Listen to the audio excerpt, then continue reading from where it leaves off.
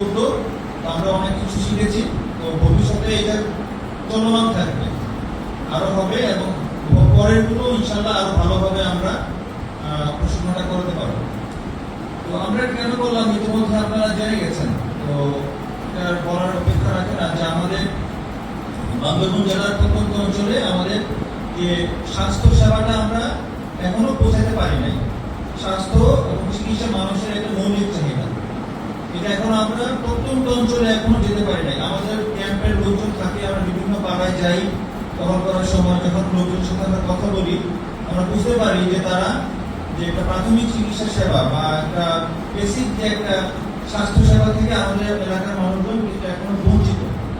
তো সেই পরিপ্রেক্ষিতে আমরা একটা উদ্যোগ নিলাম যে আমাদের যারা বিভিন্ন পাড়াতে যারা মোটামুটি শিক্ষিত, যারা আমাদের মহিলারা আছেন বা মেয়েরা আছেন, তাদেরকে যদি আমরা একটা বেসিক ট্রেনিং দিতে পারি, তাহলে কিন্তু অনেক ধরনের দুর্ঘটনা থেকে আমরা রক্ষা পাবো। আপনারা যারা এখানে এসেছেন, আপনারা এলাকায় ঘুরে যাবেন, আপনারা যা শিখেছেন যদি একটা সাধারণ একটা প্রাথমিক সেবা যদি সঠিক সময় দিতে পারেন, অথবা যদি একটু চিহ্নিত করতে পারেন যে এই মাটা বোধহয় একটু রিস্কি আছে, ঝুঁকিপূর্ণ অবস্থায় আছে, তাকে যদি একটু শহরে বা উপজেলা শহরে পাঠিয়ে দিতে পারেন, আপনার একটা ছোট কাজ, একটা ছোট সিদ্ধান্ত কিন্তু একটা মা বাবা শিশুর জীবন বাঁচাবে। তো এটা আশা করি আপনার দক্ষতা অর্জন করেছেন। তো এটা যেটা শিখলেন, এটা ইনশাল্লাহ এলাকাতে ফেরত যাবেন এবং এটা প্রয়োগ করবেন।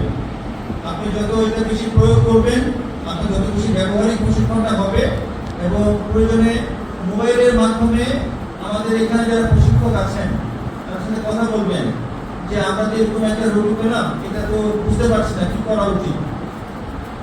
অথবা নিকটবর্তী আর্মি ক্যাম্পেও যেতে পারেন যে এই রোগীটার মনে হয় একটু ভালো অবস্থায় নেই, তাকে একটু উপজেলা সদরে পাঠানো দরকার, আমরা ব্যবস্থা করে দিই। ছোটখাটো এই বিষয়গুলো কিন্তু একটা মায়ের, আপনার পাড়ার, আপনার একটা আত্মীয়ের, আপনার একটা জীবন বাঁচাতে পারবে বা বাঁচাবে। তো এটা মনে রাখবেন। সবাই জানি যে আমাদের যারা মা আছে, যারা তাদের কিন্তু কিছু কিছু ক্রিটিক্যাল পিরিয়ড থাকে জীবনে। একটা হলো যে গর্ভকালীন সময়, একটা হলো প্রসবকালীন সময় এবং প্রসব পরবর্তী সময়।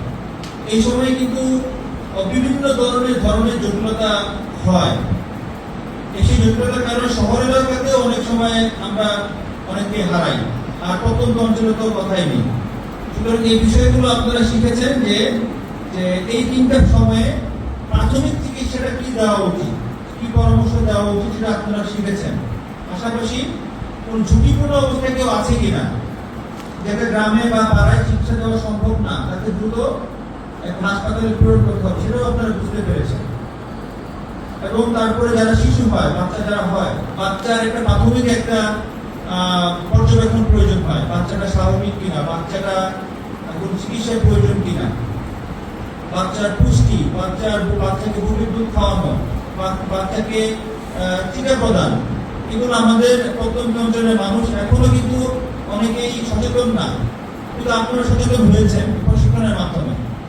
তা এই যে আপনারা বলবেন যে এইটা বাচ্চা হয়েছে, এই বাচ্চার জীবন রক্ষার্থে এই কাজগুলো, তো এই বিষয়গুলো আপনারা প্রয়োগ করবেন। এছাড়া অন্যান্য যে ছোটখাটো বিষয়, যেমন একটা মানুষের তাপমাত্রা মাপা, রক্তচাপ, তারপর নারীর গতি, রক্ত শূন্যতা, পানি শূন্যতা পরিমাপ করা বা পর্যবেক্ষণ করা, অন্যান্য সাধারণ লোকের উপসর্গ চিহ্নিত করা এবং চিকিৎসা দেওয়া, সেগুলো কিন্তু আপনারা একটা ধারণা লাভ করেছেন।